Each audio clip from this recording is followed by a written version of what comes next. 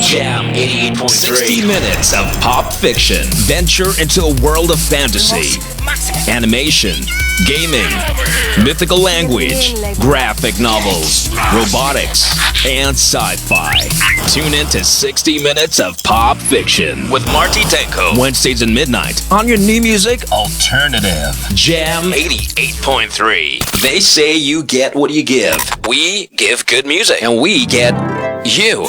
Thank you, thank you. New music alternative. Jam 88.3.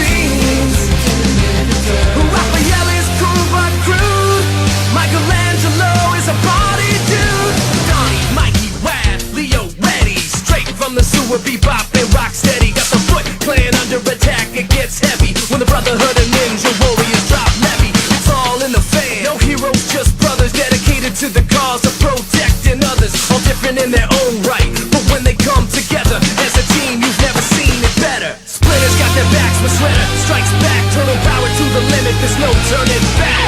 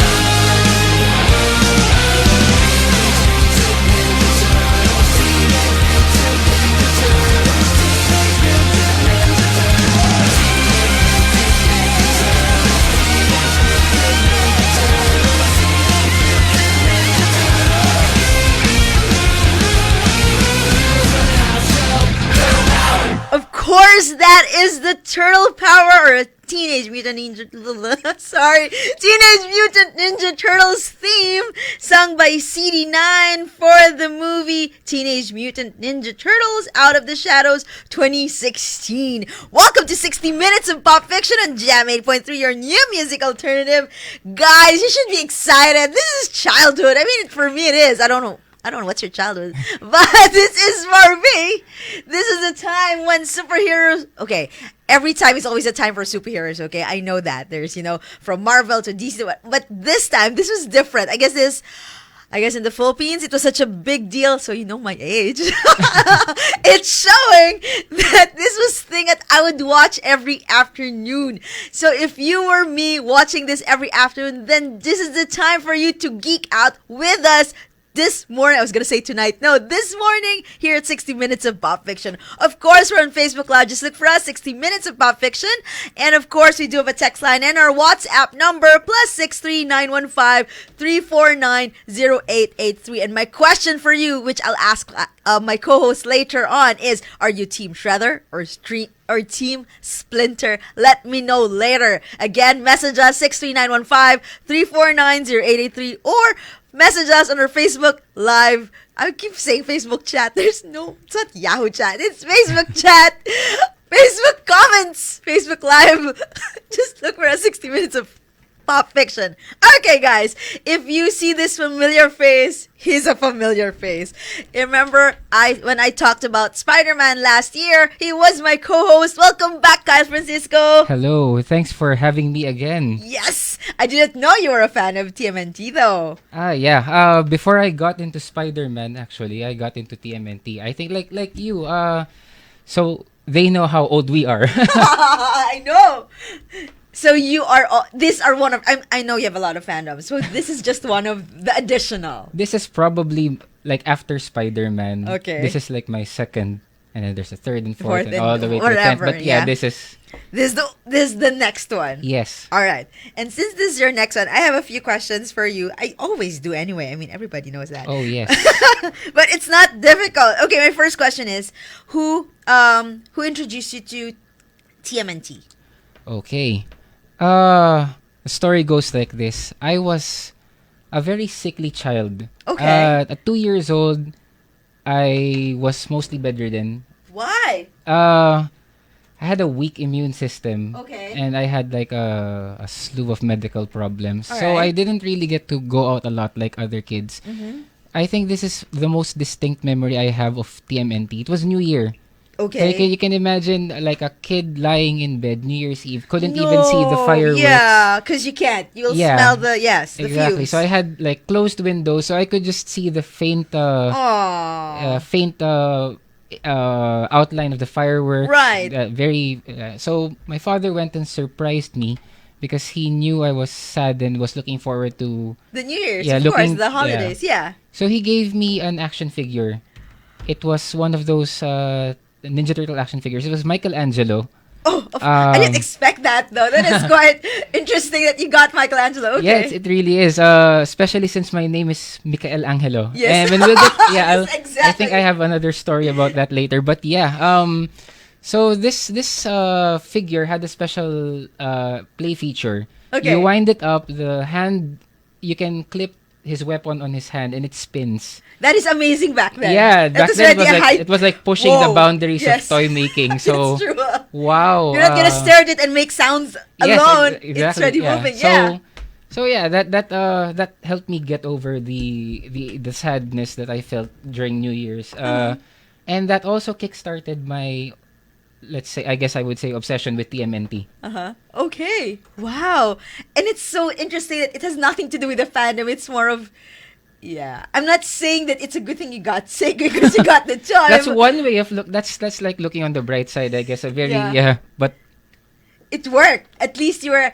Did it make you a bit happier or distract? Was it more of this distraction? That's why you were given a toy. yeah, it was a distraction that kind of, and yeah, the interesting thing is it kicked off a lot of things. I learned to read because of TMNT. No way. Yeah, and The comics? yes, It's a good thing your parents allowed because I think, I don't know, but there's some parents during our time. Our time. I had some pretty cool parents. Yeah, you do, because some don't do not think that comics is a good way for you to learn to read. Yeah, that's another thing that we'll probably be talking about. We will be talking about Yes. later on, because there are some Ninja Turtle comics that you absolutely do not want your kids to read. But at the same Oh. time, the ones that I got to read were the more kid-friendly versions, the Archie comics versions. Yeah, the ones that was published by Archie, yeah. Yeah, and it was specifically the comic that told the origin of the Ninja Turtles. It came Yes. with a cassette tape. So that's how I learned to read. I was reading the comic and listening yeah. to the cassette tape. And that felt amazing back And then. it felt amazing because the turtles sounded different. They had voice actors. So Yes. you weren't just reading from the page. You really could tell it was Leonardo talking or it was Raphael talking, because Yes. they sounded different. And That's true. And it enhanced the experience. And so it got me into reading. It helped me learn how to like communicate in English. It helped improve my English skills. Right, It also inspired me to do well in academics. Because when Wow. my dad would say, okay, if you're at the top of your class Right. this year, Yes. you'll get a toy. Oh, wow. And What? So it was like it was the Pavlov's bait. experiment worked for you. Yes, exactly. Yeah, and I fell for the bait every single time. I did my best, and Yes. I managed to make it to the top of my class, and every year I'd get something. And I even tried outsmarting my father. It didn't work. I said, so I'm getting older. Maybe next year I can get two toys. And he said, no, that's not how this works. Either you top your class and get one toy, or you don't top your class and you don't get anything. So, okay. So it was, yeah. Outwitted ka. yeah, my dad was cool, but also he was smarter than I was. And rightly so. So, yeah. It's a good thing. Imagine if your parents knew about if there was Funko back then. Oh my God, yeah. My parents would not have been happy at all. At all. I would probably bug them for for every turtles. Yeah, exactly. And it's not, and now Funko is like, it's not just because of the fandom. For every movie, yeah, there's something new. Yeah. Minsan, they even put out product ahead of the film. That's true. Sometimes it's like they spoil the film accidentally. That's but, true. Yeah, I know. All right, that's true. Okay, my next question is, so aside from the cassette, no, so you got the toy first, right? After the toy, which did you get first? Did you watch it first, the TV series, or did you get the comics first? I watched the TV series first because it was more accessible at the time. Free TV. Yes. So I think it was on Channel 2, if I'm not mistaken. Yes, I think so too. And it was one way to keep me quiet. Like when Ninja Turtles was on, I would just absolutely stay put and just watch. That's true. It has that power that you're sucked in. You just hear the theme song, you run. And people, I'm not kidding when you say run, you break your veins and you're to catch it, because even if it's just the OBB of TMNT, you'd want to see it again and again because there's no YouTube, no whatsoever, no way Netflix. Of catching it again. Yes, that's true. And that was it. That was your one time, because the next week it's a different episode. And we were delayed, we were really delayed. Yeah, we were.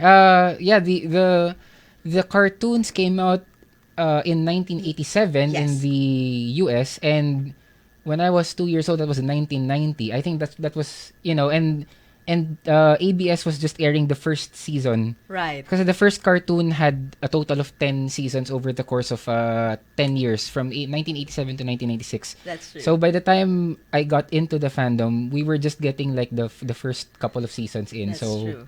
We were kind of delayed, but it worked for a lot of us, because if it was real time, we would have. I probably wouldn't have gotten into it as much. I probably would have been interested in the toys because I wouldn't have seen the origin. I wouldn't have, Okay, since we're speaking about origin, right? And we've off air, Kyle is already telling me, there's many things about TMNT. Oh God, yeah. It's like not as bad, I suppose, but there are other fandoms that I've featured here, like Thundercats and Shield. It has a lot of its not so much and all that. So TMNT also has its own problems. No, not problems. I guess, why is the fandom so and so? So here is Kyle, who'll help me sort this out. Okay.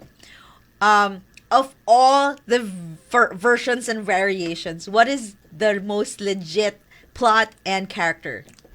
Okay. Yes, sir. Okay. I would have to say that the most most legit would be the very first comic book series. Okay. Black and White came out in 1984. Okay. And if I may, I would like to talk about how that thing got started. Yes, please. So, actually, if we were to trace the roots of the Ninja Turtles, we would have to go not just to 1984, not just to 1960, but actually to the 1950s. Okay, that far. Yeah, because there was this golden age. When we say golden age of comic books, meaning like the very, very old comic books. Right. Back then. There was this character called Daredevil. Not the Daredevil that we know now, but a different character, Daredevil. At the time, this Daredevil character was among the wave of superheroes that were populating the comic books at the time. Mm-hmm. The company, the publishing house that owned the character went out of business. So okay. Yeah, so in 1964, Marvel Comics was trying to expand their repertoire of comic books and their library of heroes. Right. Marvel also had a very nasty habit of just taking these characters who were just technically, when the characters were owned by companies that are no longer in business, they're part of like a free domain. Yes. Anyone can use them. That's what they did with Ghost Rider. Actually, Ghost Rider started out as a Wild West character. They reinvented it and turned it into the flaming skull. That's the same with Daredevil. What was Daredevil before? He was your generic basic superhero wearing a colorful costume, full bodysuit, etc., fighting bad guys. Okay. Yeah, I wouldn't really say that there's something really outstanding about him. Okay. Not in the same way that the Daredevil we Now. know, the blind Yes. attorney, the blind lawyer. So yeah, in 1964, 63 to 64, Marvel was trying to put out a comic book based on the Golden Age Right. Daredevil. Okay. So, and this story is verified by some comic historians. So I just read this recently. So I Okay. found it interesting to share. So, the original creators who were supposed to work on the Daredevil that we know now, Right. the Marvel Yes, the version Marvel of one, Daredevil, yeah. were Stan Lee and Steve Ditko. Okay. The same team who were behind, of course, Spider-Man Yes. and Doctor Strange, Yes. and all of those other great Silver Age characters. Ditko was instructed to draw the Golden Age character, like Right. exactly the same. We just want you to integrate this character into the Marvel universe. Yes. And Ditko, being notoriously difficult and Yes. obstinate, and Right. when he doesn't want to do something, he just doesn't want to do something. He said no. Okay. That led to a chain of events where eventually the character was reassigned to Jack Kirby, Okay. who co-created Captain America, Right, the right. Avengers, Yeah. etc. So on. Uh-huh. And that's one thing led to another, and they decided to just scrap the idea of taking that old character, and just decided to just take the name and create someone new. Right. And that's why we have the blind lawyer. Yeah, Daredevil. Why yeah. did I bring up Daredevil? Let's fast forward to 1984. Yes. So there were two friends, Kevin Eastman and Drunk Peter friends. Laird. Yeah, possibly drunk, possibly... They were really just wasted. Yeah, wasted. And they were just, they're typical youngsters, not sure what they wanted to do in life. They wanted to get into comics. They grew Yeah. up reading Daredevil and Ronin and all of these great comics of the Cerebus? 1980s. Cerebus the aardvark, Cerebus yes. and New Mutants. New Mutants, Daredevil, all of the great 1980s, Yes. late 70s, early 80s stuff. The grim and gritty era of comics. That's right. So these two, they were just, typical teenager, Yes. young adolescent behavior.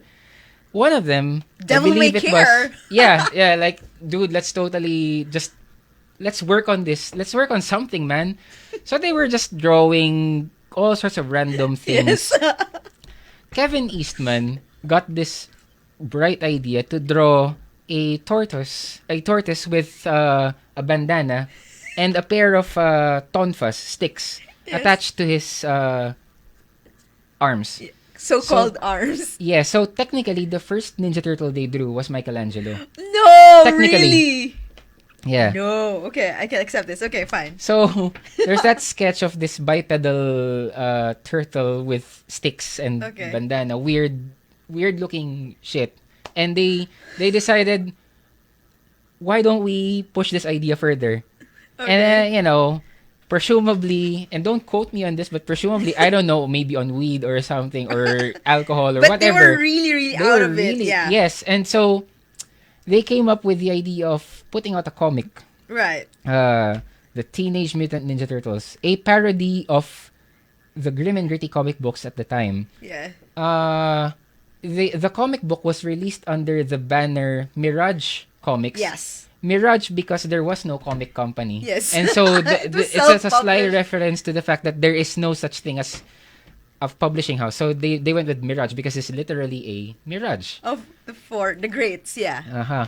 And if you think about it, going back to why I brought up Daredevil,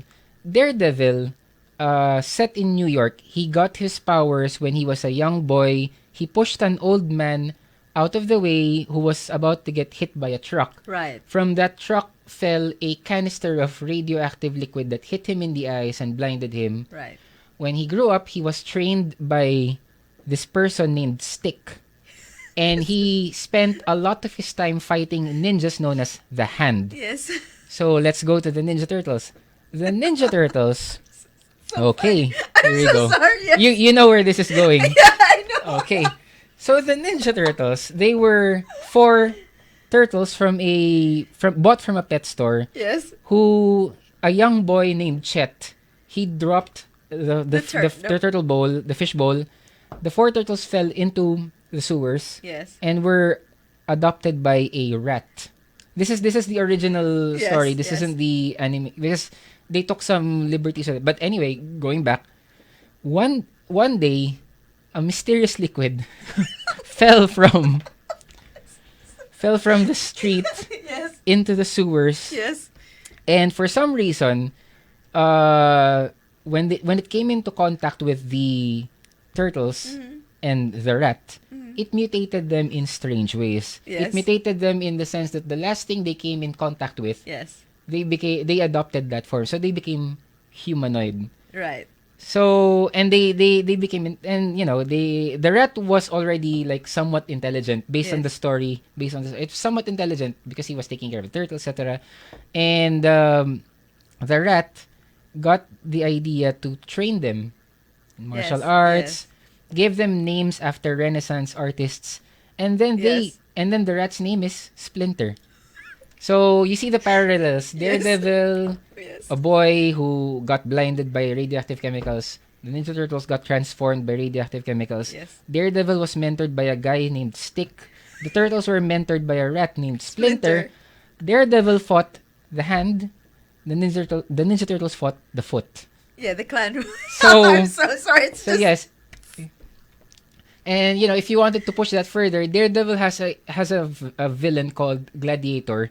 He has his most distinctive features that he has lots of blades. Yes. The primary antagonist of the Turtles is a guy covered in blades called the Shredder. I know, it's so bad.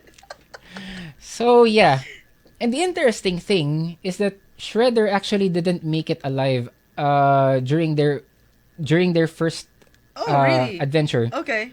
He was meant to die in the first issue. Live and die one time. Yeah, exactly. Because when they created the Ninja Turtles, they weren't really thinking in terms of making it an ongoing series. They were like, okay, like we have this crazy idea, man. Let's just put it out. Yeah. And so, if the listeners out there still remember the very very first Ninja Turtles movie, the one with the Jim Henson costumes, how that movie played out is similar to how the comics played out with a few key differences. But in the comics, it was Donatello who defeated the Shredder. They fought on a rooftop. Right. Shredder was about to detonate, to throw them a grenade or a bomb or something. I think. Right. Donatello used his bow staff to hit Shredder. Shredder toppled off the building, and you know when people fall off buildings, they're supposed to die. They're supposed to die. So presumably, Shredder died during that encounter. Supposedly. So, and that's where the comic ended. Basically, so you know, totally not our TMNT, not your daddy's TMNT, because these are hyper violent ninja killers. Yeah. Anyway, this comic book was surprisingly successful, and so when they realized that they had sold out, they produced the first one was just 3,250 copies. And on newsprint, right? Yes, and a bigger size, different format. And it was just so surprising to them that, all right, for the heck of it, let's continue. And then they got more demand for the comic. It got a cult following over the years. Eventually, it would be revealed that Shredder actually survived, got revived. But Leonardo cut his head off in, I think, issue number 50. But that's just really crazy. But there were all sorts of crazy stuff going on in that black and white. It was a black and white comic, so the Turtles weren't color-coded. Yes.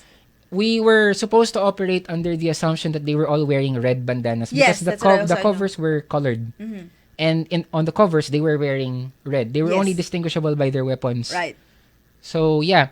So that comic book series sort of kickstarted the whole trend because it gained a cult following. Yes. Now, why did it graduate to cartoons? Because of toys. Yes, because of the success of toys. Yes. I forgot which company it was, but it produced. There was a company that produced. No, I forgot. Yeah. There was a company that produced a line of miniature figures made of lead, less than an inch tall. That's true. The Ninja Turtles. That was the first ever merchandise of the comic. And so some enterprising dudes saw the potential in making this. Enterprising dude. It's always enterprising dudes. It's always these business types. Okay. So they You're saw making it sound so bad. Well, you You just bought a shirt. Oh dear. Kyle. I'm getting outed. Oh no. But yeah. So in 1987, Yes. they talked to some guy who was able to hook them up with Playmates. Yes. The guys who made the original TMNT toy line that most of us are familiar with. Most of people our age are familiar with. Yes. And a cartoon. Because they knew that the toy line would sell because of the cartoon, Cartoons. and the cartoon would be a hit because of the toys. Yes. At It's the time, a it's necessary, mutually beneficial relationship. That's true. So they went to the animation studio of Fred Wolf, and that's how the first Ninja Turtle cartoon show Yes. was born. By the way, shout out to my friend Ajin, who Yes, is please. There's so who's many a things. fan of TMNT. Oh, really? Yeah. Hi, thank you so much for tuning in. Actually, guys, thank you that you're messaging us on Facebook Live. Yeah, I got it right. Yes, Yes. not Facebook chat. Yeah, I know. What's this? Clock courts is two boards. Oh, Papa Roach Last Resort. Okay, I am sorry, but I'll be playing songs that are based on the fandom. So if they are and I have them, that I'll definitely play them. Okay. Erdmel Satsatin. I hope you got your name right. Team Splinter. Yes, Oh, okay, Team of course. Splinter. Team Splinter. There's really something wrong with you if you're Team Shredder. I'm sorry. Warren Garcer, hi, thank you so much for tuning in. Napoleon Gancayco, good morning. DJ Marty, pa-shoutout sa akin at sa mga ka-jam session ko. Oh my goodness, you're drinking again. But ngayon, Is he a regular? and Dexter. He's a regular. He uses 60 minutes of Pop Fiction as a drinking session. I can't imagine anything better than that. Honestly. Yeah, haha. Rocksteady and Bebop, men. What? Really? Yeah, fun fact, yeah, Bebop and Rocksteady were original characters for the cartoon. They weren't in the original comics. But in the succeeding iterations of the comic book, they became integrated into the other comics, which we'll be talking about later on. Of course, definitely. Okay, Cookie's mom, Tita Carmen. Hi, Tita. Thank you so much for tuning in po. Tim Villasar, of course. Hello, Tim. Hello, Tim. Bats. Yes. Hello. Thank you so much. Hello, Kyle and Marty. Turtle Power. Turtle yes, Power. thank you so much. Warren Garcet, uy, heroes in a half shell. Yes, of course, Turtle Power. And Alan Dale Basa, Casey Jones pa rin. Fun fact, I keep interjecting, but yeah, Casey Jones actually, I don't know how to intro this. Casey Jones was in the 2007 animated movie, TMNT, if you remember. Okay. Yes, I think he was played by a superhero. No! Chris Evans voiced Casey Jones What? in that film. No! He did. Wow. Chris Evans has a very, very long and colorful career in acting out roles based on comic books. Yeah, well, remember he's in Fantastic Four, right? Yes, yeah. and because a friend asked me specifically to mention this, Casey Jones was played by Stephen Amell in the 2016 film. Oh, I didn't know that. Arrow. Okay, all right. Now they're so intertwined, no? The the actors there. It kind of just link into all each of them other. are just there. Yeah. Angela Planas, hi. Thank you so much for tuning in. And Eduardo Pradanos, hi. Thank you so much for tuning in. Okay. Erdmel Satsatin. Palladium. Yeah, I think he got it right when I mentioned the company that made the LED figurines. Right. Palladium also made a series of role-playing games, like pen and paper role-playing games based on the RPGs. TMNT universe. Wow, okay. As well as other universes. But yeah, I think it was Palladium. I'm so sorry I can't remember the name of the company, but there's a good chance there's a good chance that yes, it is Palladium. He'll definitely check that. Okay, Kokoy Poladirio, Ninja Turtles, yep. Mia Lyson, Cowabunga, yes. And this is so nostalgic. Yes, definitely. Okay, Mel Kasipit, Mike pa shout out. Hello, Mel. Mel is a comic book artist. Oh, okay. Hi, thank you so much for tuning in and for geeking out with us. And Mia Lyson, yeah, they're Arrow. Alright, guys, we will have to definitely bugger Kyle later on. I'll be playing some music. You're still here, 60 minutes of Pop Fiction on Jam 8.3, your new music alternative.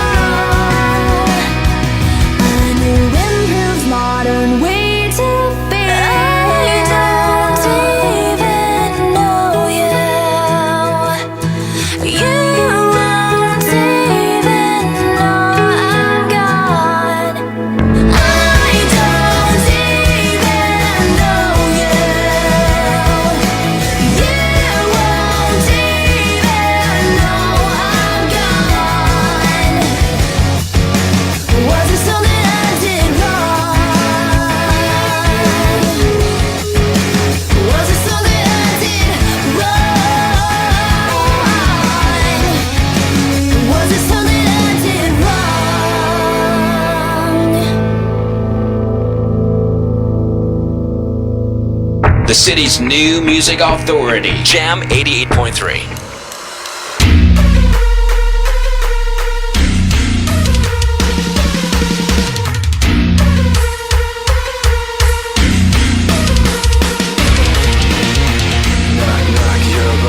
Shellshocked.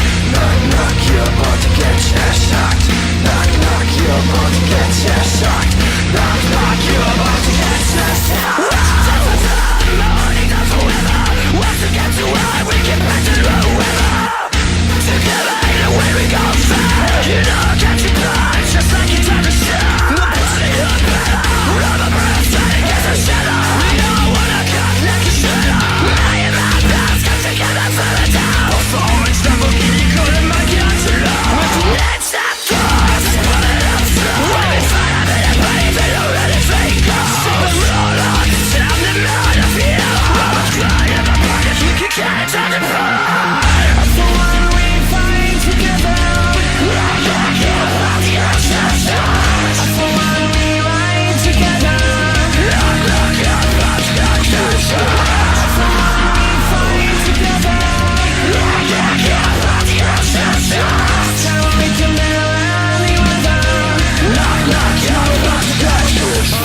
Ain't no end that could come in between me and my brothers. We all around if it's going down. It's just us. All for one, yeah, you hear 'em right. Our business done, we disappear into the night. Came up together, so we all down for the fight. Ain't nothing wrong with that. Family ain't nothing strong as that. And I'll be both our brothers strong as that. Brothers by my side, city on my back. Real heroes, that's what the people want. They ain't born, gotta create 'em. Saying we gone as soon as we save 'em. That's part of the plan. By my side, time to keep my brothers. Live or die, man, we need each other. For one we fight together. For one we ride together.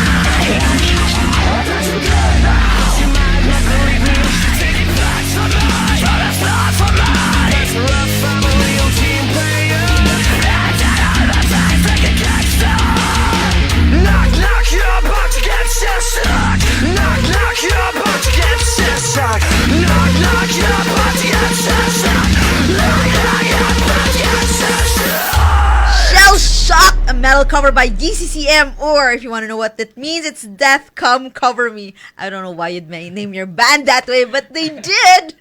And that was I picked that song for Teenage Mutant Ninja Turtles 2014. And prior to that, I played Roses by Meg and Dia for TMNT Teenage Mutant Ninja Turtles 2007. Welcome back again to 60 Minutes of Pop Fiction here on Jam 88.3, your new music alternative. Since I've been mentioning, and doing this tongue twister of the name itself, so I'll just say TMNT. Yes. That's what we're talking about. And you're still here with me, Marty, And Kyle Francisco. And we're still geeking out. And of course, I encourage everybody in my generation. I'm kidding. Represent. All generations, guys. If you're older, younger, whatever. If you're a fan, let us know your thoughts. Again, we're on Facebook Live. Just look for us, 60 Minutes of Pop Fiction on Jam 8.3. And of course, our text line and our WhatsApp number, 63915-3490883. And I actually do have an SMS ending with 1916. Good AM. I am a huge fan of TMNT since the first cartoon appeared on TV. We also played TMNT on my cousin's family computer on Sundays. Oh my God, the memories of computer back then. Yes. Super old school. Shout out sa mga TMNT fans sa Antipolo, Cowabunga, Ricky Ligis. I hope I got it right here from Antipolo. Thank you so much for tuning in and geeking out with us. Wow, grabe. That was old school, like the computer, like the games. Yes. Did you even play the games back then? Well, we couldn't afford Oh, yeah, I a console. understand. So I knew about them. Right. I had friends Who who played? owned like the Game Boy, the game on the Game Boy that wasn't colored, Yes. Game Boy Black and White, and then Game Boy Color, and then the Super Nintendo, Yes. and then all of the and Oh my I did goodness. get to play the arcade game though. I loved that Turtles in Time, even though I kept dying. I didn't care. Like I would always play my favorite turtle. Really, you do? Who's your favorite turtle? Uh, Your namesake? Is that your 5 years namesake? ago, that would have been an easy question to answer. It was Michelangelo. But now, here's the thing. It's easier for me to rank them based on who I don't really like. Because while Michelangelo plays an important role in my life because of Right. he was the first figure I Right. got. We have similar sounding names. I Right. always gravitated towards his more carefree and Right. jovial personality, Yes. very very lively. Yes. I also like the color blue. So Oh. I'm also like something of a Leonardo fan. Right. And I like how he's disciplined, he's the leader. Yes, he's the leader. He But- adulted. Yes. But But you're a scientist. and You're so that also leads us to Donatello. Yes. Who is very good with machines. And as does science, right? Exactly. And geeking out. That's him. And so you can tell that my least favorite turtle is Raphael. Yeah. But a lot of people The delinquent love, one. I'm just yeah, kidding. the Wolverine of the Ninja Turtles, Yeah. basically. He's basically the, I don't know, he's The wild so card. angry. Yes, and a lot of people can relate to that desire to just let loose and And lash out. rebel and lash out against authority. And the readership of TMNT and the people who were following TMNT at the time were at that age, adolescent, rebellion. Right. Yeah. And they saw in Raphael, although in the cartoon that was a bit it was he wasn't so violent. He was more of like the sarcastic one. He always had something glib or Snarky to to say, but in the comics he was easily the most violent one. In fact, for a time he became the Shredder What? That I didn't because know. he That is no spoiler, people. yeah, because Read the comics. That's like a 20-year-old spoiler by now or something. Because at that point, he felt that the best way to keep the Foot Clan under control was if they were under his control. What? Because Shredder had a successor, and so instead of like the successor leading them to evil or something, he decided, okay, I can do a better job than this. But I won't spoil what happens next. But at one point, he did become the Shredder. What? I am. My jaw, if I'm not talking, is dropping right now. Supposedly, and is permanently dropped. I can't believe this. See, I don't like him. I like the red, but I don't like him per se. I'm not a fan of the dude. Sorry, guys. If you're a fan of him, sorry. But we're still friends, I hope. But I like all of them. I don't really Yeah. hate any of them. Yeah, I just that's like true. Raphael the least. Yeah, sorry. Sorry, guys. Oh yeah, by the way, a Yes, while ago, please. someone brought up Palladium Yes. as the name of the company. I looked it up. It was actually Dark Horse Miniatures that made the small figurines that I was talking about. The Yeah, first, but Palladium definitely made the games based on the TMNT Right. universe. Yeah. Okay, so there. Actually, Kyle has been like, wait, let me just check and Google these things. Yeah, because I wanted to get it right. I Yes, was like, of course. yeah. You have to, like, yeah, I gotta Yes, get my exactly. facts right. Yeah. All right. Hello to Boy Eduarte. Thank you so much for tuning in. Luigi Concetti. I hope I got your name right. I'm so sorry. I'll be back in Page This is Friday. a night of tongue twisters. I know. We'll be back in Page Friday. Can't wait. Love you 88.3. Thank you so much. We love you too. All the way from the Philippines, and hope have a safe flight. And Ivy Polea. Yes, hello Ivy. Ivy is a friend of mine. Yes. Awesome sauce. yeah. She says. Ka-generation natin siya. Yeah. All Sorry, right. Ivy. We're still young. Yeah, we're very young, We're still geeking out. Christian Noel Pobre, hello. Thank you. Hello. Thank you so much for tuning in. Uh-huh. And Plena. Yeah, I know. I mean, yeah, I always lose, but yeah. Doesn't matter. Napoleon Gankaiko. I remember there's an episode of TMNT where in the future they all died except for Michelangelo, but he lost one of his arm.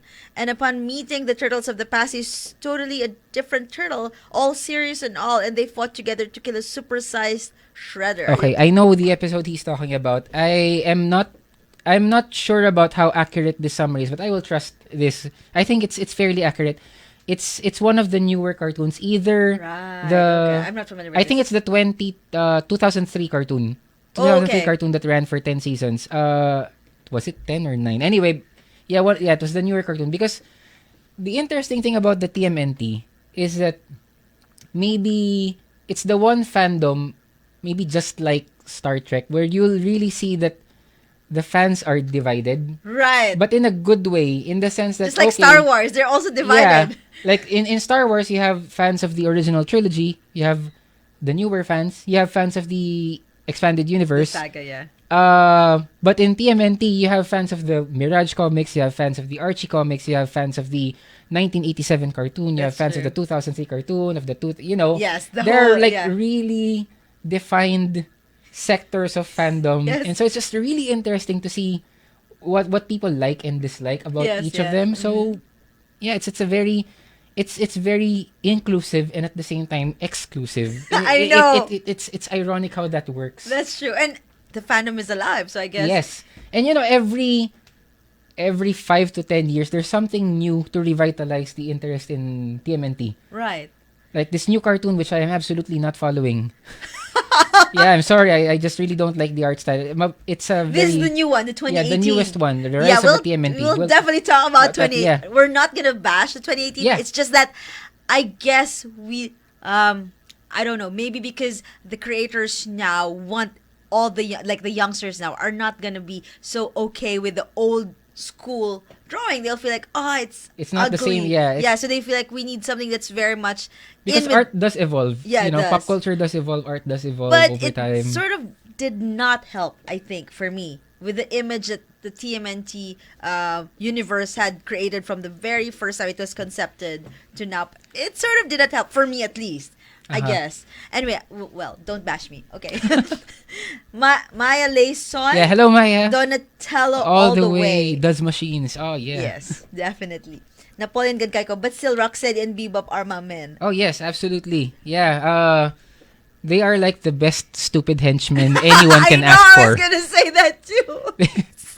Why? But yeah, they're funny. And the designs are so great. Can you, like, a punk pig, a punk warthog, and a rhinoceros with a gun? Like, how can...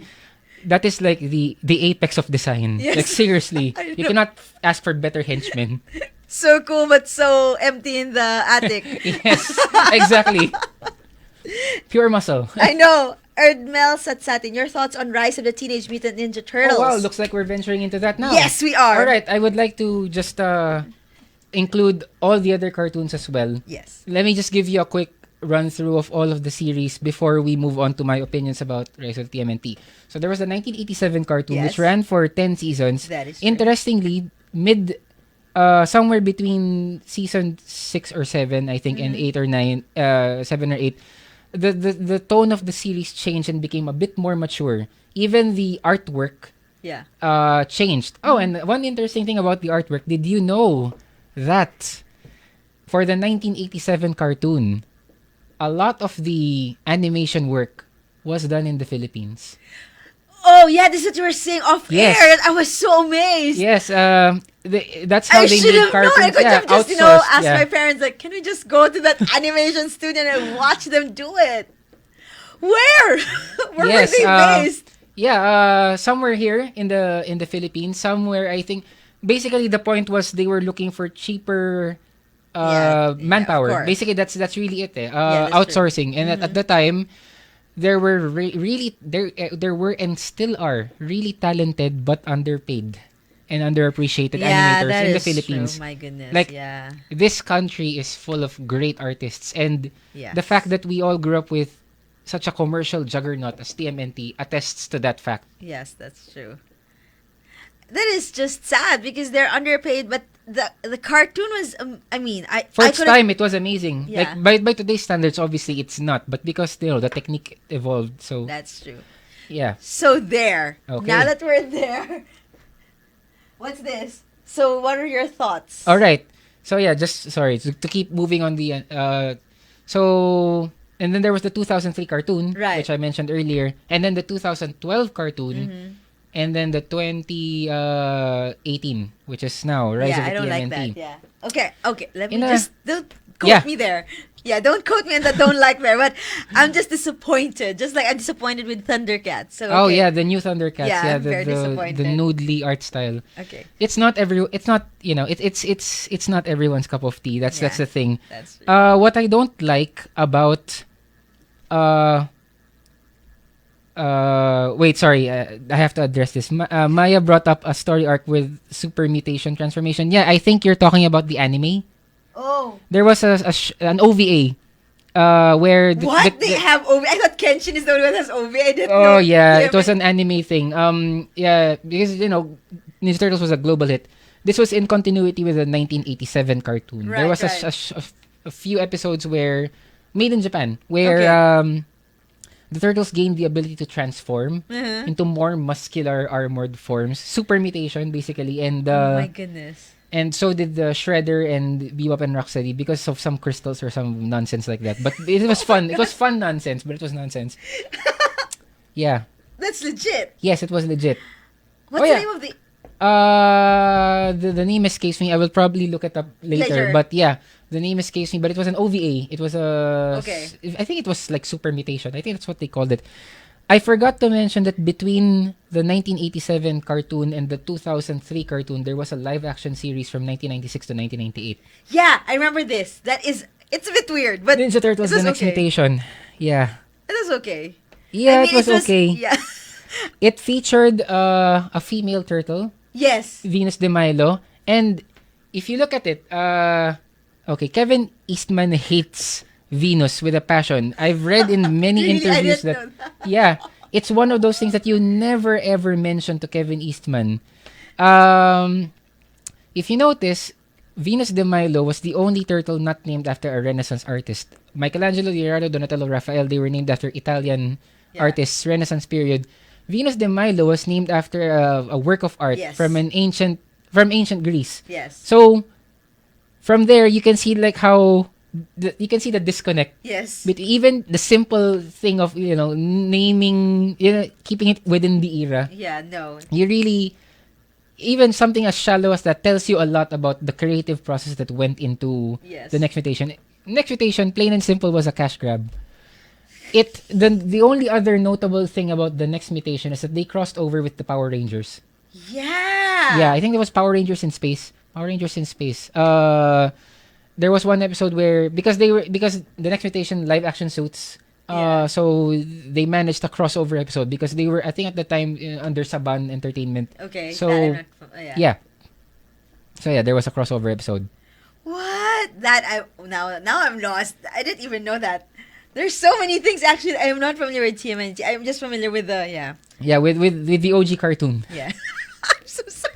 So yeah, sorry. We're so evil. Yeah, that was the best. Yeah. Sorry, going back to Rise of the TMNT. Yes. What I don't like about it is, well, one thing, the art style. I'm not saying the art style is bad. It just doesn't speak to me. Yes. Like, the art style is very similar to a lot of the cartoons we see now. And maybe it's because of my age. Okay, maybe it's because of the Yeah. cartoons I've gotten used to, the comics that I read. But there's a certain specific art style that I look for when I watch animated films. I'm not really a fan of the newer. Yeah. And again, that's not saying it's bad. It's just not for me. Yes, that's true. Another thing I don't like about the new TMNT cartoon is that the turtles are different species and different sizes.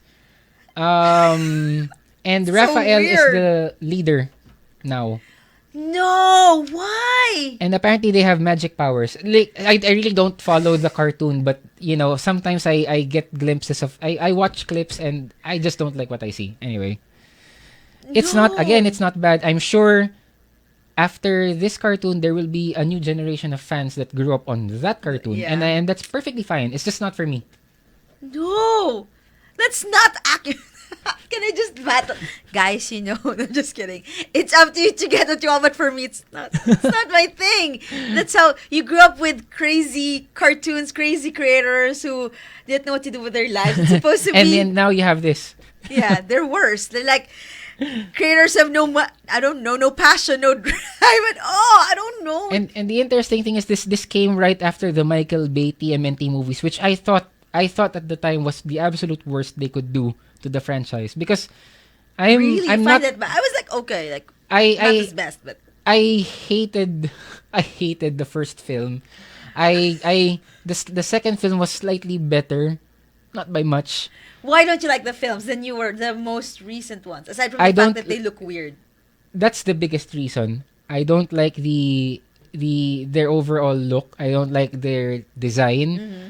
I found the story like it had too many departures from what I was used to. Mm-hmm. I didn't really like the way the story was told. It was Michael Bay, and you know he has a very distinctive way of how his movies or how the movies associated with him are made. Right. You know the usual memes, the explosions, Yes, the that is so Michael the Bay. overemphasis on action, big Yes, everything. And I really felt that the Turtles had more depth than that. I feel that they could Right. have told a deeper, more engaging story Uh-huh. with it. And they did try with the second film with Casey Jones and Bebop and Rocksteady and all of that jazz. But it, too little, too late. And that's why, we didn't really get a third. Or I think we are getting a new film, but it's a reboot again. Because sorry, going back a bit, the 2007 cartoon, the Yeah. animated film that we talked about earlier, it was supposed to be part of the continuity of the first 3 live action films. TMNT, Secret of the Ooze, Turtles in Time. I think it was part of that. It was after, because there were clues in the cartoon that sort of linked them to the original trilogy. Right, like for right. example, one of Splinter's ears was cut, and the Shredder was already dead, and the Turtles were already a bit older, and they grew apart and stuff. Right. All of that jazz. So it was an attempt to sort of provide closure to that chapter of TMNT. Right. So yeah, going back to Rise of the TMNT in a nutshell, in so many words, I really don't like it, and I probably wouldn't.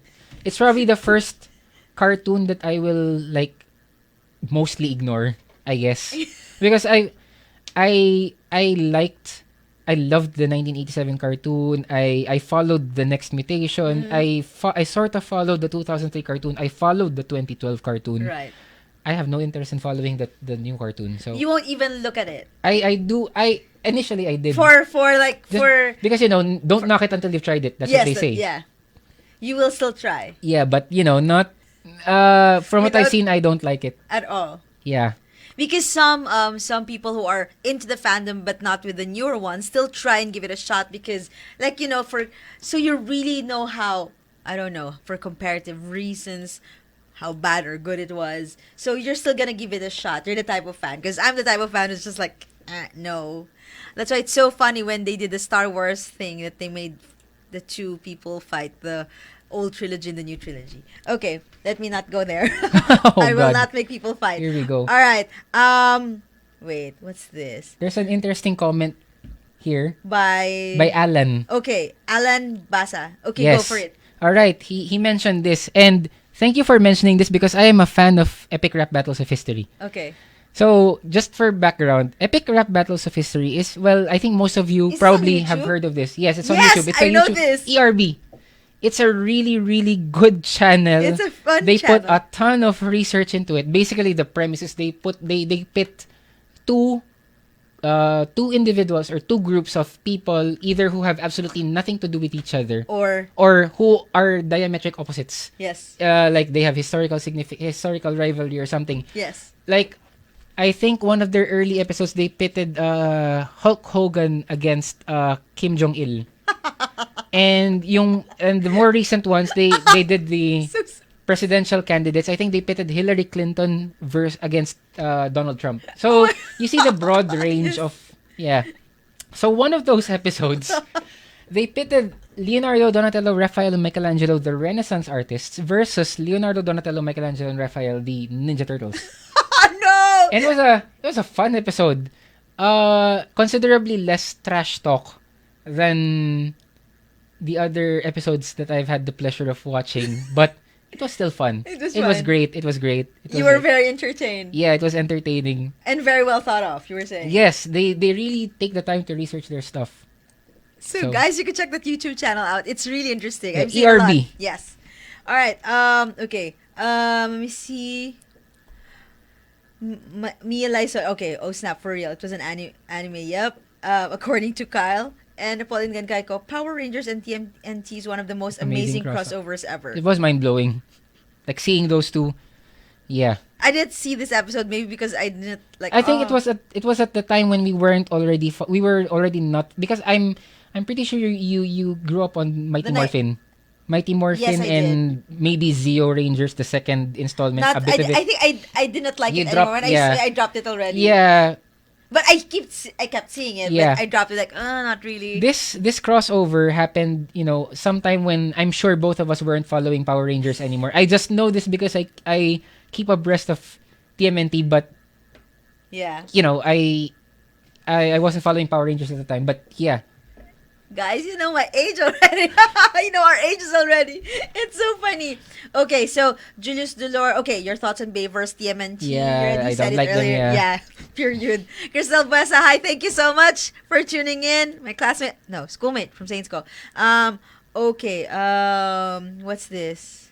Okay, I think, did I miss anything? Oh, Napoleon Gankaiko, Muscle Brain are my kind of characters anyway. Uh-huh. Ha ha ha ha. Yeah, okay. All right. Okay, there. I think I didn't miss any of the comments. Okay, we have to play some songs, but actually I'll be playing something for Kyle. I told him I'm gonna play. So I hope you enjoyed this. You're still here, 60 Minutes of Pop Fiction and Gem 8.3, your new music alternative. My name is Leonardo. We made a wrong turn somewhere. Now we're caught, our backs to the wall, in this trash-strewn alley. Barring the way out are 15 members of the Purple Dragons, the toughest street gang on the east side. The only way they'll let us out of here is if we're dead. I hold my katana in a relaxed, ready position. To my left, Donatello and Michelangelo follow suit, with staff and nunchaku. Raphael guards my right side. I sense his body quivering with tense energy, waiting to be triggered into Sowage, slashing release. You're dead, freaks! Nobody trespasses on Purple Dragon turf and gets away with it, especially when they're wearing stupid turtle costumes. He's wrong. We're not wearing costumes. Hey! Here they come! Scatter! These guys are young, but no rookies. They've been around, toughened by the streets. They fought and beat everything on two legs in this area, except us. We hit them airborne. I cut two on the way down. Donatello takes out a third with his staff. The punks don't waste much time on hand-to-hand. They break into small groups and open up with their artillery. Raphael loves this stuff. There's a flash as the size come out. The three toughs don't even see that. Too bad. Who are these guys? Don't know, some kind of freaks. But even freaks can bleed, cut 'em! Yes, we can bleed, and so can you. Our first major skirmish is over, and we are still standing. Our training has served us well. Splinter will be pleased. A police siren wails close by, coming fast. When they arrive, they will find only what is left of the Purple Dragon gang. We do not like to run from those who would be our allies, but we must. They would not understand us. The storm drain beckons. We are never far from a means of escape, for we are trained in the ways of ninjutsu. We strike hard and fade away into the night. The city's new music authority, Jam 88.3.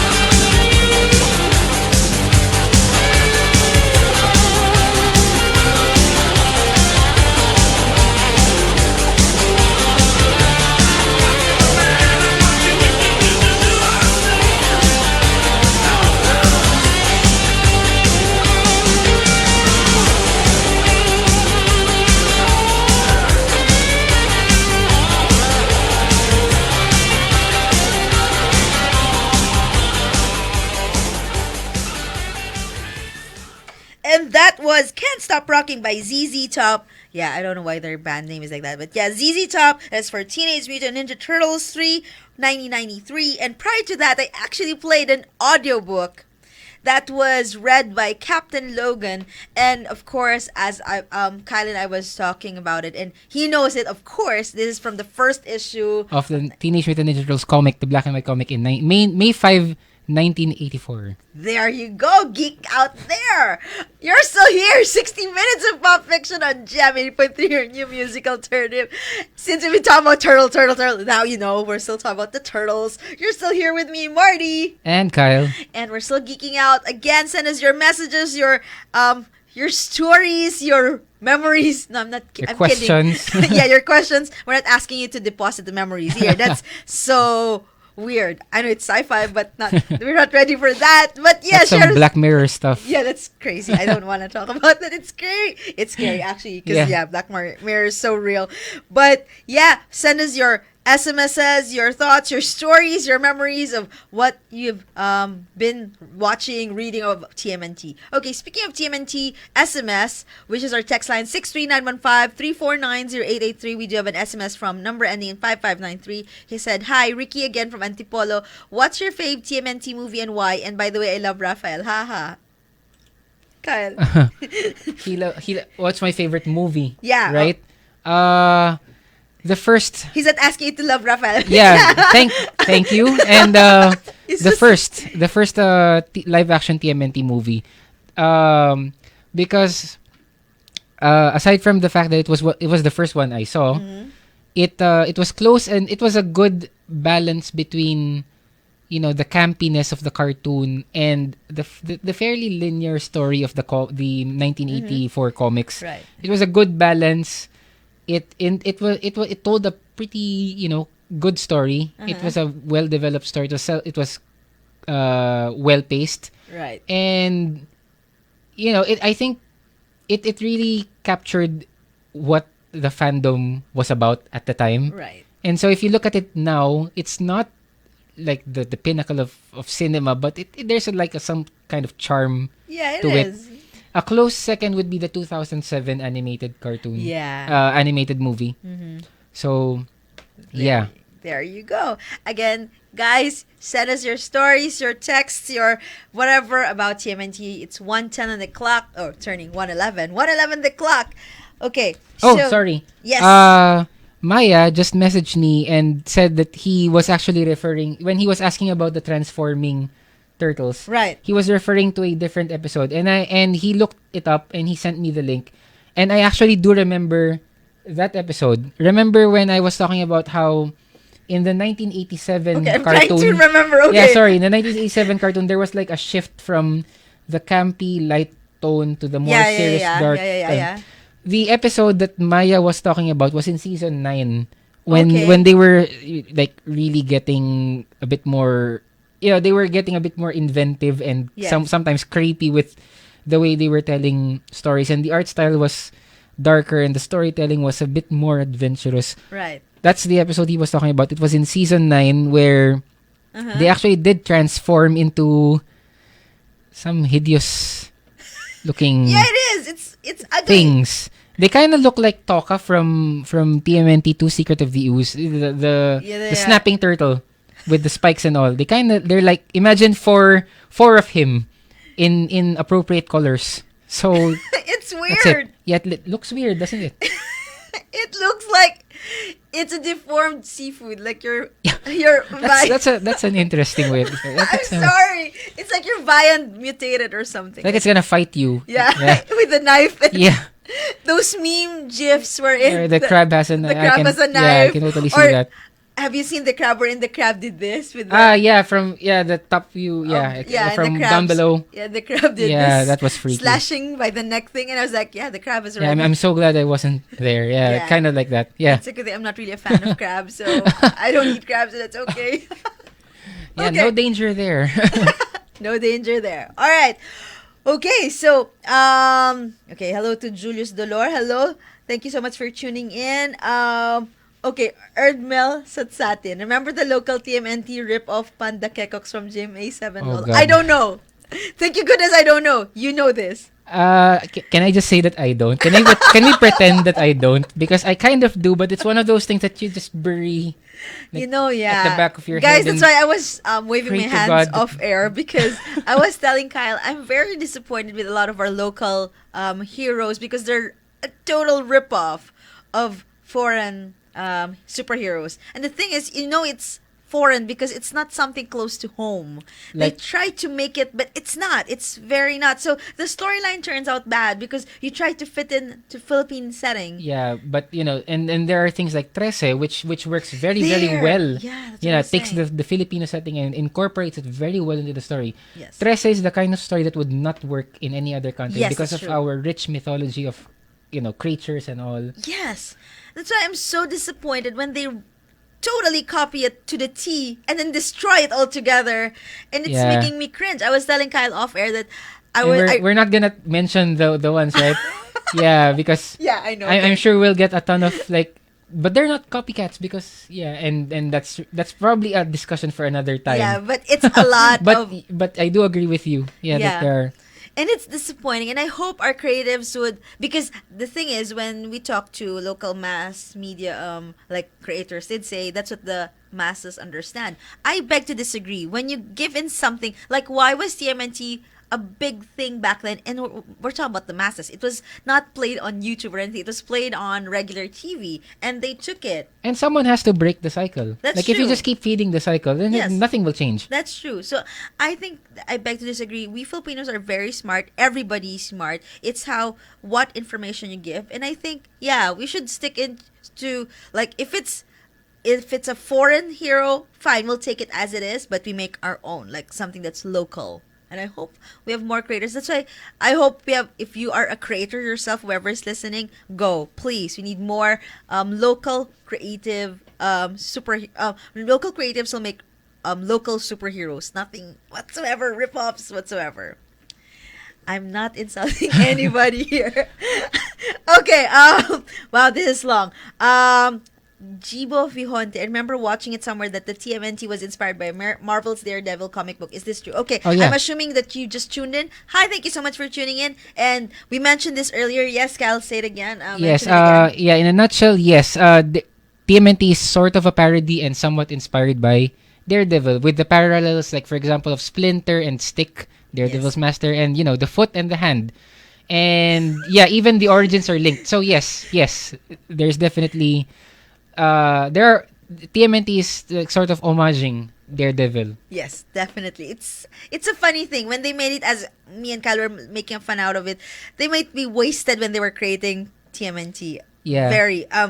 It's created by Kevin Eastman and Peter Laird. Peter Laird, yes. And going into that, because he mentioned Marvel and Daredevil, another interesting thing about the TMNT is they have crossed over with so many other properties. Yes. But to my recollection, to my knowledge, they have not officially crossed over with a Marvel property, save for one piece of artwork by Kevin Eastman, because I think that's the art no, Peter Laird. It was Peter Laird kasi square yung ulo eh. Peter Laird, I think, drew that image of, the iconic pose of Spider-Man, Amazing Fantasy number 15, where he's swinging and he has this guy under his armpit and he's delivering this monologue about the world will know the might of Spider-Man, etc. The cover of Amazing Fantasy 15. Right. There's a sketch that exists that come to think of it, I'm not sure if it's fan art or if it's actually from Peter Laird, but that's the only thing I can remember that vaguely looks like an official thing. That I didn't know this. Leonardo, I believe it was Leonardo because the strap was diagonal, swinging with Spider-Man under his armpit. So it was like copying the scene. It was copying the cover. It's interesting. What? And because, Spider-Man and TMNT are my two fandoms, Yes. but two main fandoms, I've been praying like for so long, or even just Daredevil. Like, come on, Daredevil crossover with TMNT, please. But well, we got a crossover with a lot of other characters, including Batman. It's weird though. In fact, there's I think there have been already 3 limited series, 2 or 3 limited series where the TMNT and Batman crossed over, and there's an animated movie as well. That I do not know. When did this happen, though? The crossover comics happened over the course of the last 3 years, last 2 or 3 years, and then the cartoon was just released this month on digital. May 19, Oh, okay. I think. Yeah. Okay, I'll definitely check that out. Okay, what's this? Aris Audap Akatse watching from KSA. Wow, thank you so much. It's so far. Thank you Wow. so much for tuning Represent. in and geeking out with us.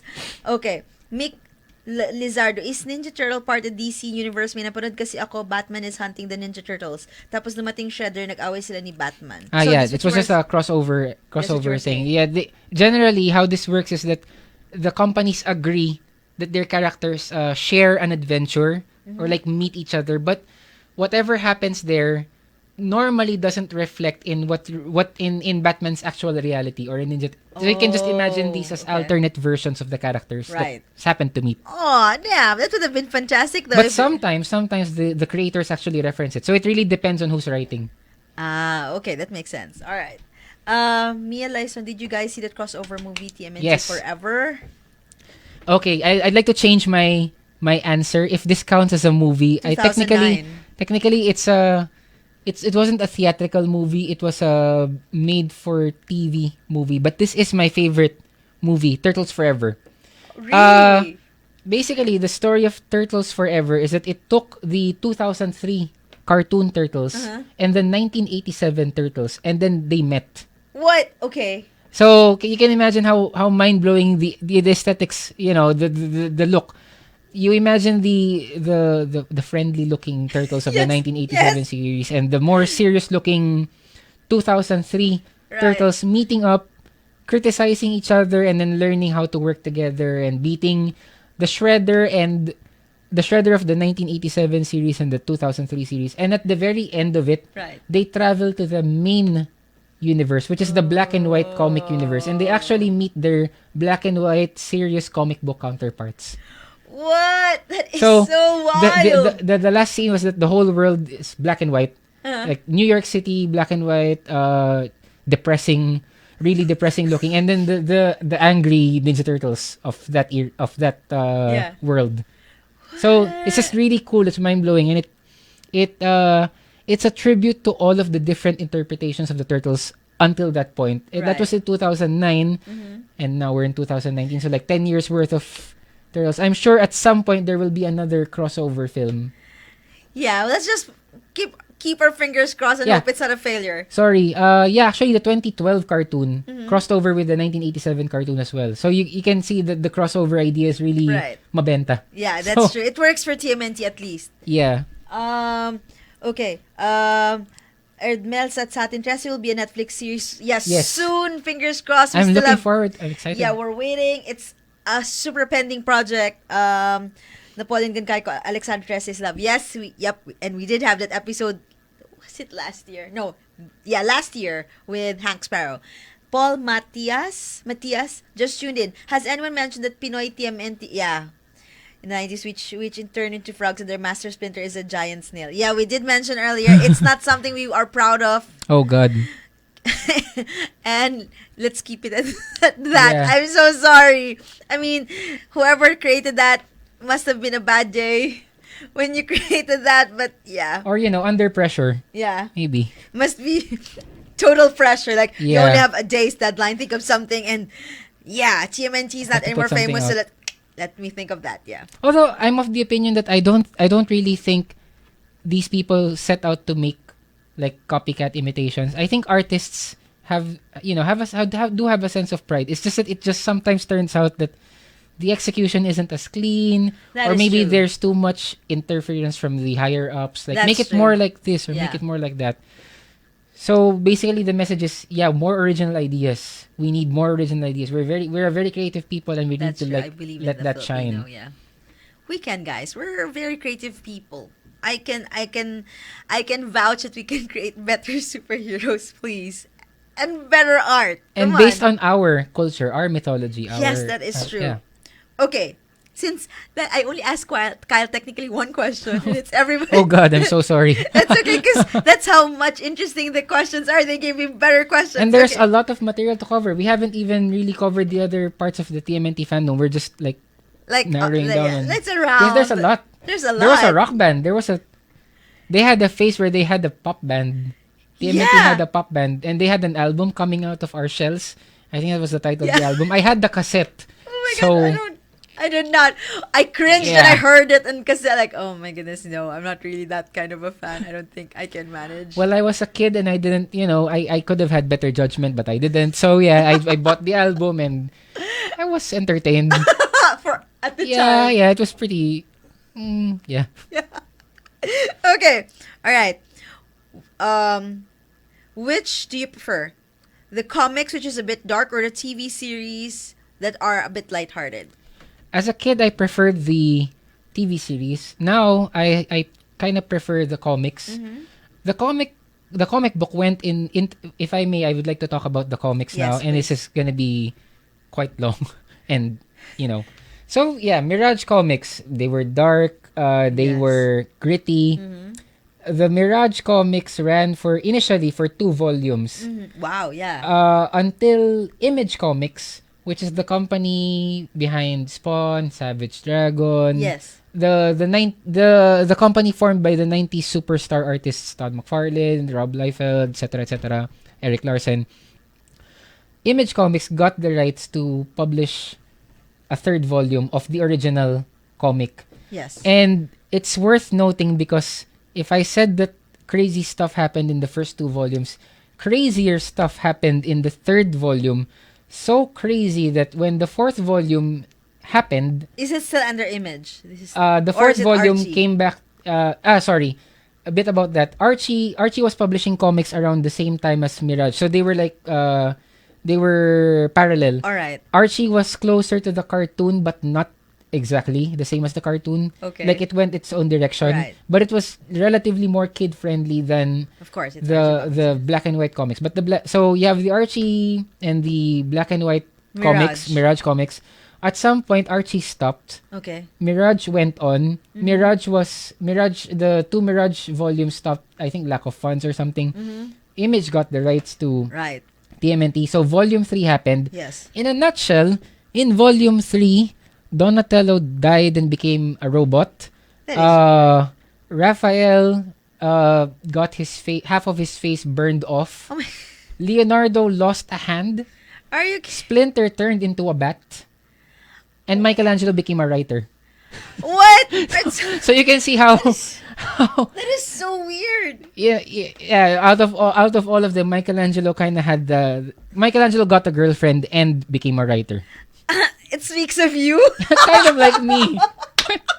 Wow. Yeah.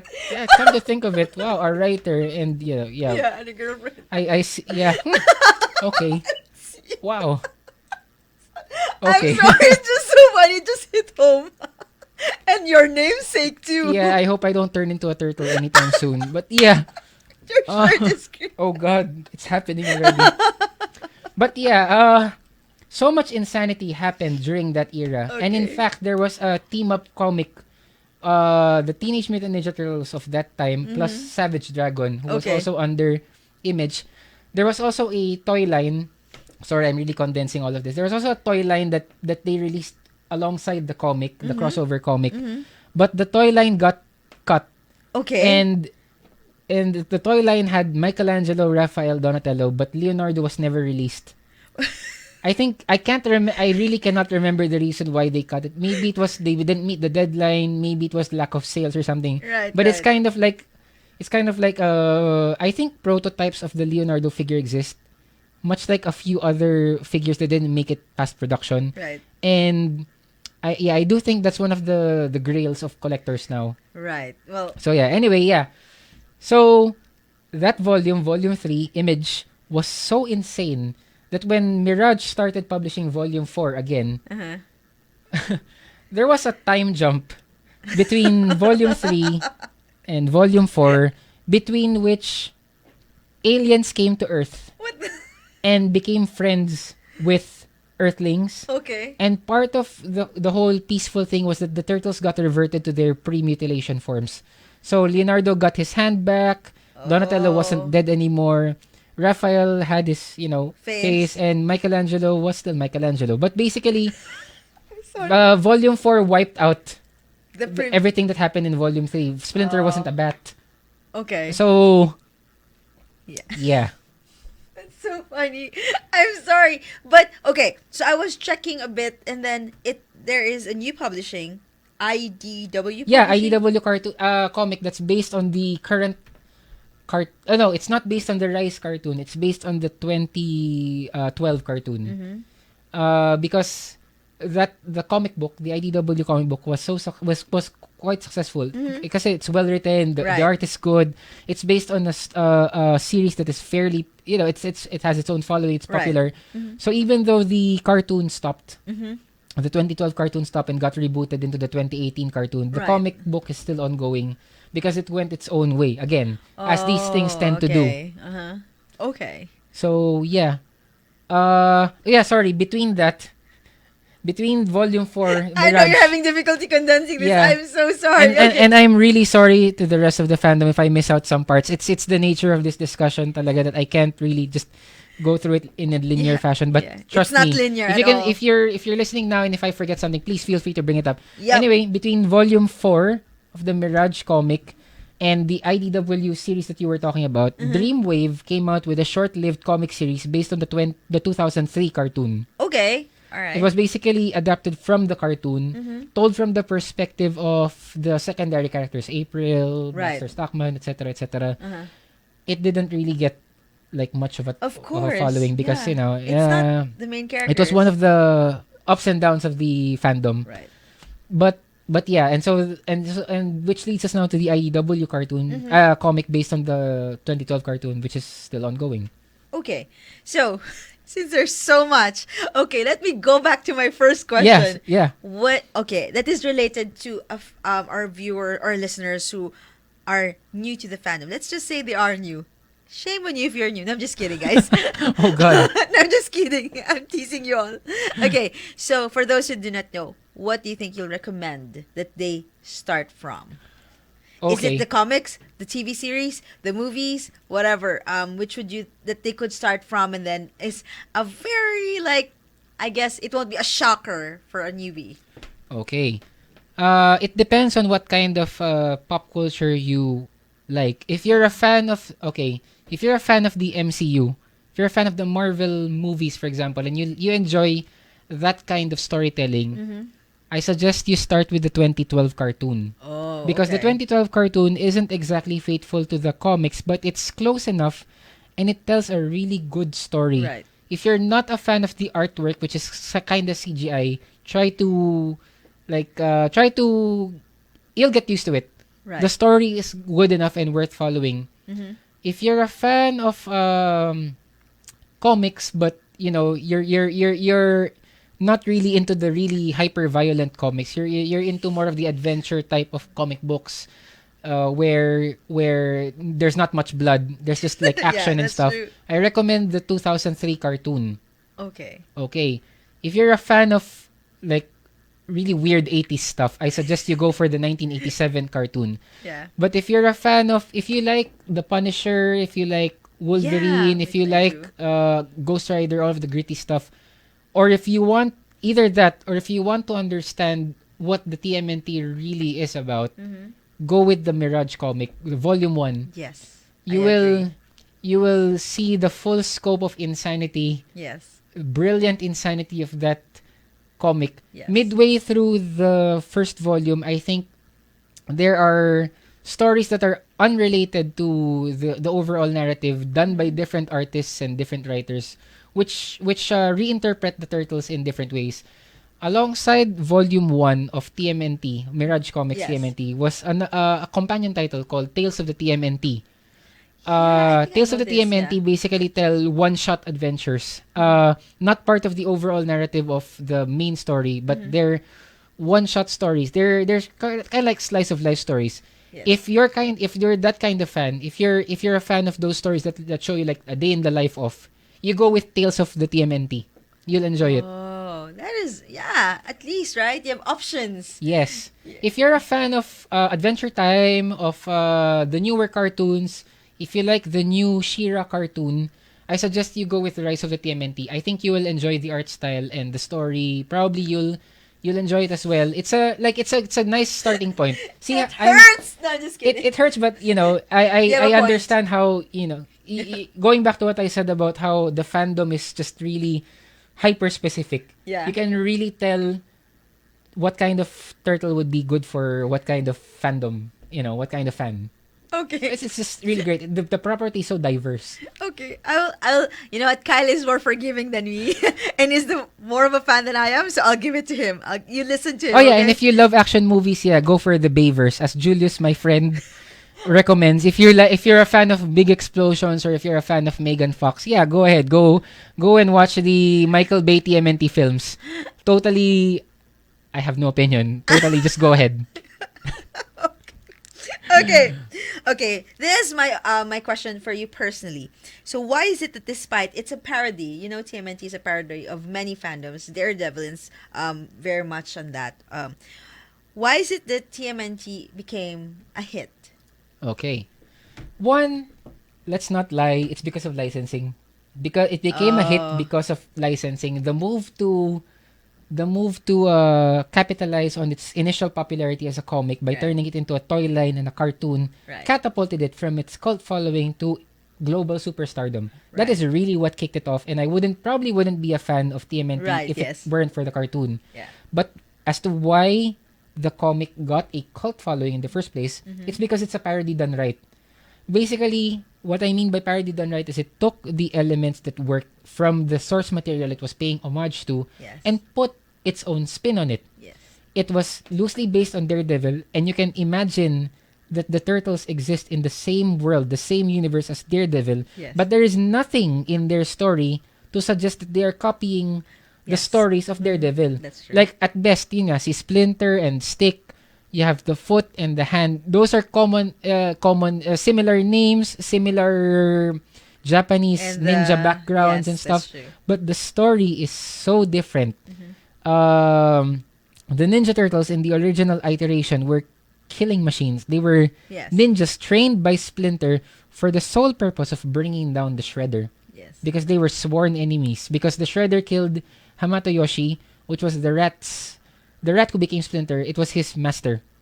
Yeah, that's what I was about to ask you though, because there are two kinds, right? Yeah, there's because of the newer cartoons, there's a third kind now, but yeah.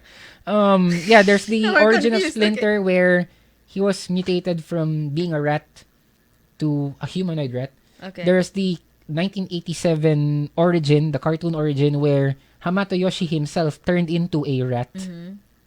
And there's the new cartoon, Rise of the TMNT, where, again, I don't follow it, so you'll have to recheck. But I think in that, and this probably isn't a spoiler anymore, in that cartoon, he's not Hamato Yoshi. I'm not gonna say the name, but I fairly recall that he's not Hamato Yoshi. He's also not a pet rat. What? I think That's he's so a deviating from... human who mutated into a rat, but I'm not gonna spoil the identity of the human. Are you kidding me? But I will say that the human was made for that cartoon. It's not an existing okay. character, I Okay. think. Yeah, it's not an existing character. Actually, at Yamato, what's his... Hamato Yoshi. Yeah, it's a very interesting thing because as far as I remember, he's supposed to be part of a certain group. Foot Clan. Yeah, the Foot Yes. Clan. In the cartoon, he was the rightful There. successor of the Foot Clan. That's But what I understand too. yeah, but Shredder kind of usurped his position and Because of turned a girl. Yeah. See, I forgot her name, but yeah, that's what I remember. I think her name is Tang Shen. Yeah. And then they go to in- the US, right? Something like that. Yes, and in the cartoon, it was actually because Shredder,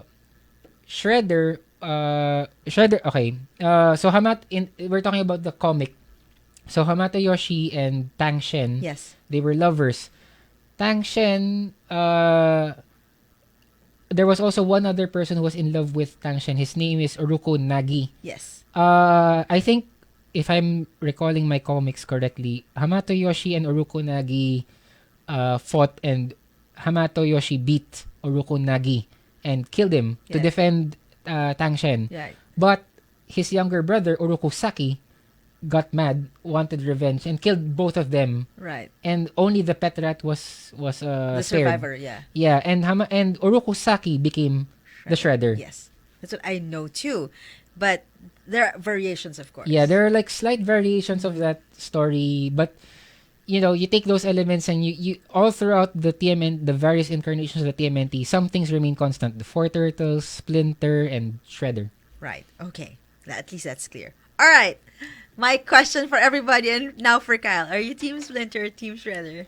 Like I said earlier, there has to be something wrong with you if you're Team Shredder. And I say this like not just because they're evil, Right. but because Team Shredder is largely incompetent. Yeah, that's Like, true. if you look at the 1987 cartoon, they're idiots. For a bunch of ninjas, they are, like, obviously it was dumbed down because it's a cartoon for kids, Right. but they are, like, remarkably stupid.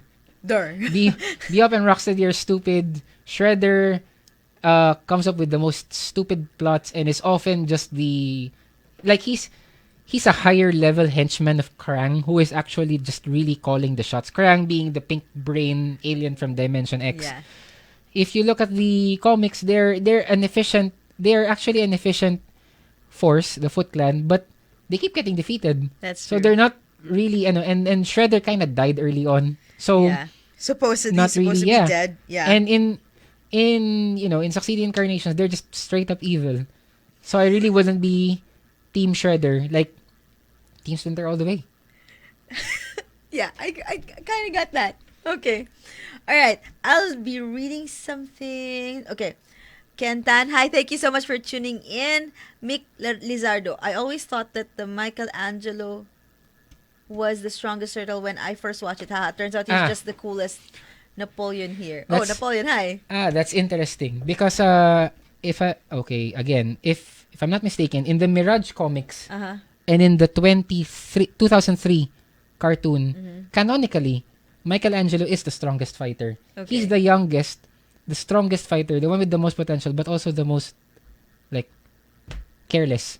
Yeah. That's why he keeps getting beaten. But in terms of fighting ability, I think canonically he is he would have been the best. You know how you have that one friend who just like breezes through college, doesn't study, doesn't do exceptionally well, but somehow manages to pass because he's naturally brilliant but lazy. Yes. That's kind of like how Michelangelo is. Like if he had just put like 100% of his heart and soul into training, he would probably be better than Leonardo. Yeah. But he'd rather goof around. So he's just limited by his own shortcomings. Yeah, But he's that's full of true. potential. So yeah, for a time I did relate to that.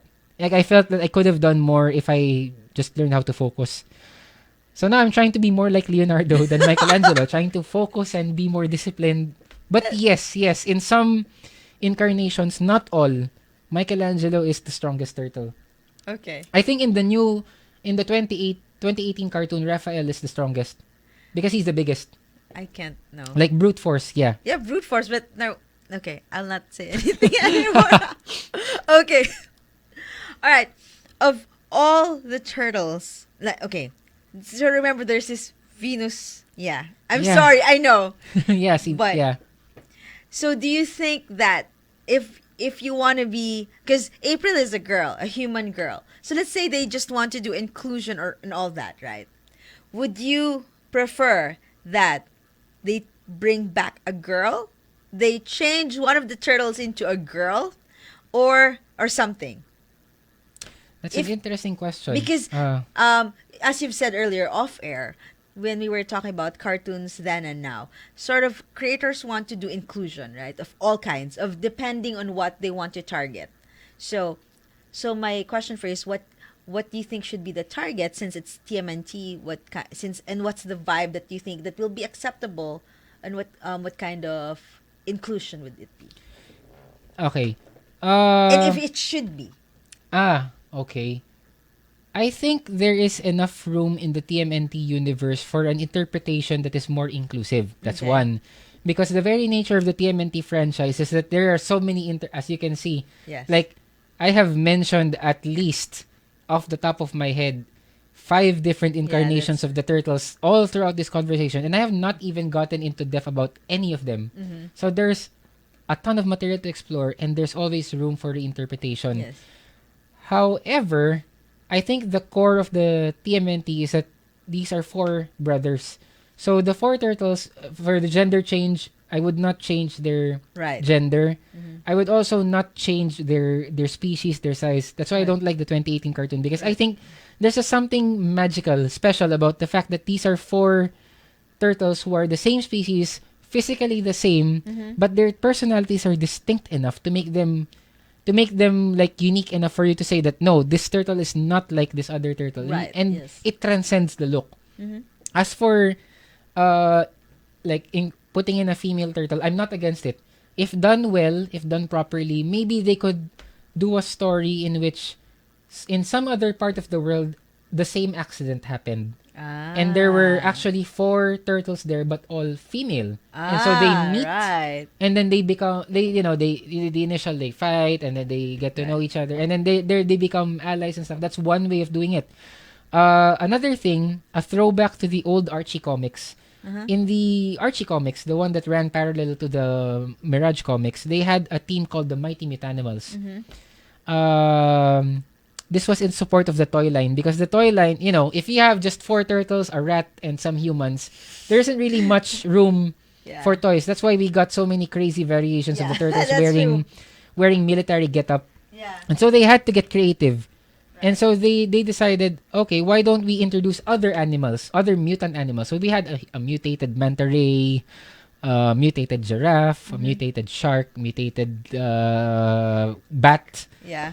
In the comics, in the Archie comics, they had that team called the Mighty Mutanimals. And those toys that were made, the manta ray, the bat, Right. the insectoids, Yes. everything, they formed the team. I think that's another way of doing it. They could revive the concept of the Mutanimals, Yeah. but have some like predominantly female animals there, Right. like maybe a cheetah or a jaguar, or Yeah. even turtles, even a turtle, a different species of turtle. Right, because there's so many. Yeah. Yes, and then introduce them into the narrative, and then there you have it. Okay. There are so many ways to do it. That's a good way to see it. Yeah. Well, thank you so much, Kyle. I know it's not enough time to geek out on TMNT, but it's a general okay. Yeah. Yeah. Again, I'm sorry if you feel that I wasn't able to do it enough justice. Just limited time, but yeah. So many facets of this fandom, and so many interpretations. Yes. So, yeah, I just want to leave them with Of course. one With word great of power wisdom. comes great Yeah, no. responsibility. Okay. I'm sorry. But guys, if you want to follow and pester Kyle off air, you can. He does have you have a Facebook page, public page, right? Yes. Mikael writes. That's and also his IG account, and also your website. Flipscience.ph is a science website. See Spider-Man here. Okay. Yes. Okay. Just one word of one nugget of wisdom from the first TMNT film. Yeah. Forgiveness is divine, but never pay full price for cold pizza. Why would you do that? You don't pay at all. Yeah, you don't pay, meaning the pizza's late, don't pay for it. Yeah, don't. 30 minutes, right? Is the latest, right? Yeah. Anything later is free. Yeah, I'm kidding. I mean, of course, kawawa naman yung delivery person. But yeah. Yeah, in that movie they didn't pay him full price. The pizza was $13. They only paid him 10. Anyway, That's still so, fair. yeah, That's still not even fair. half. It's still like $3 less. It's okay. Yeah. So Flip Science is .ph, flipscience.ph. It's a science features website. You can follow your usual news websites to get all of your science updates, but flipscience.ph focuses on telling Pinoy science stories that other websites don't really tell. Yep. And you could ask him questions. You could pass him about all his fandom. Oh yeah, sorry. One last thing. TMNT started my love affair with science. It was when I was fascinated with the idea of turtles transforming into humanoids. Obviously, Let's that's just not hope that doesn't possible. happen. I mean, but that kind of yeah. got the curious wheels in me spinning, and that's why I'm here now. Please don't experiment. I beg you, I Kyle. can't promise that. I am so sorry. Cookie, we have to bring him in jail now. Oh God. What? You just said it on air. Is this still live? Kyle, thank you so much Thank for you so geeking much. out. Yeah. Guys, again, you can message Kyle. Again, Mikhail writes, Facebook, IG, and of course, flipscience.ph. You can message him there for all your geek stuff, science, and of course, for geeking out. And Kooky here forgot to announce something in her show yesterday. So please, Kooky. Hi, Hey. Kooky. Hi, good evening. Oh, it's already morning. Okay, good morning. Good morning, everyone. Please come to ang sabi nila, I think it's their sixth serving. Anyway, ang sabi Sounds nila... like ice cream or pizza. 6 serving. And we're going back to pizza. Yes. Okay, ang sabi nila, June 22, 8 p.m. Their featured performers are Jerry Gracio, Faye Cura, and Rachel Coates. Door charge, 250 pesos, and it comes with a free drink. Thank you, guys. What's the drink, though? Have no idea. Iced tea. Please support Pinoy talent.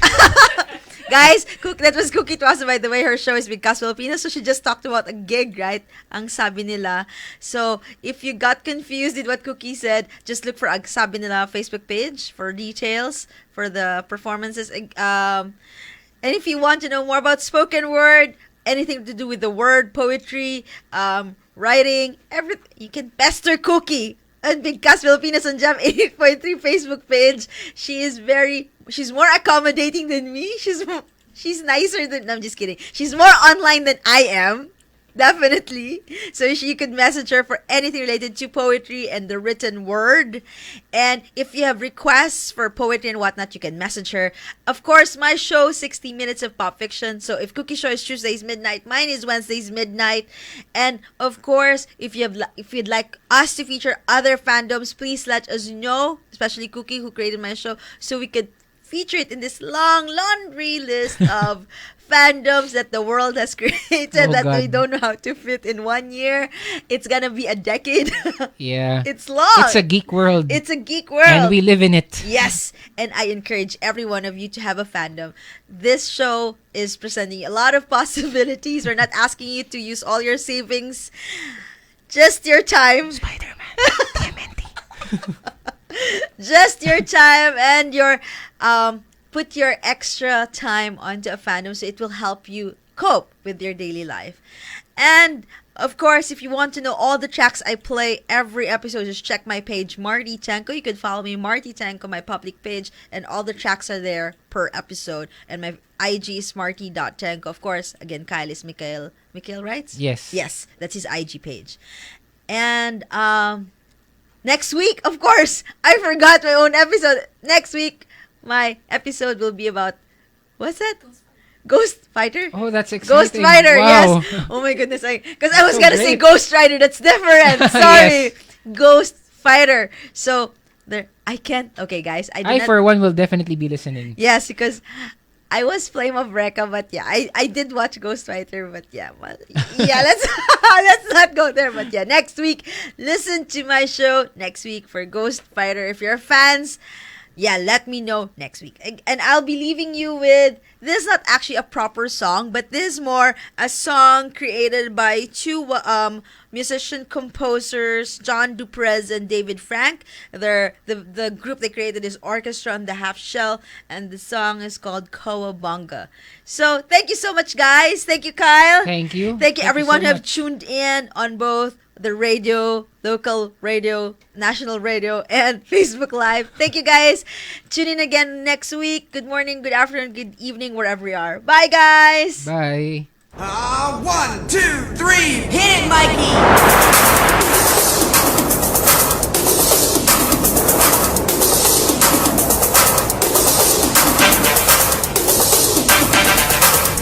Cowabunga says it all.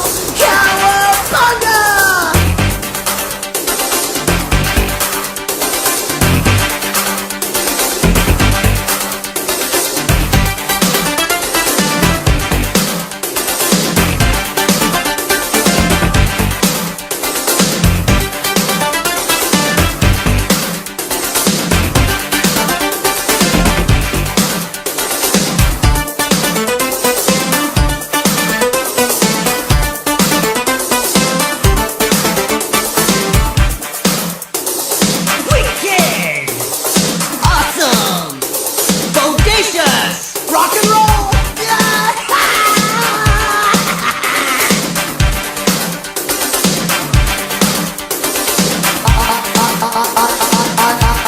love being a turtle.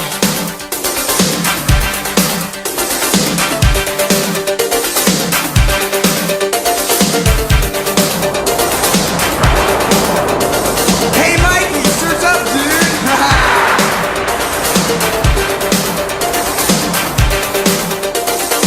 Which one's the other one? Wah! The shrimp dude. The shrimp dude.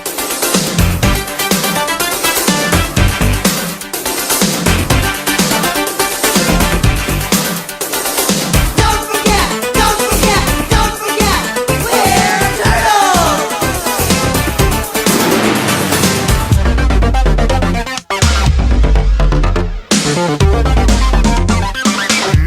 Num num.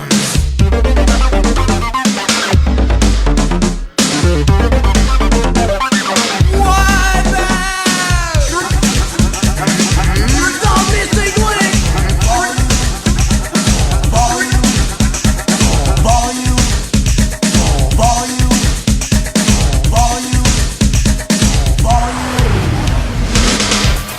Man, I love being a turtle.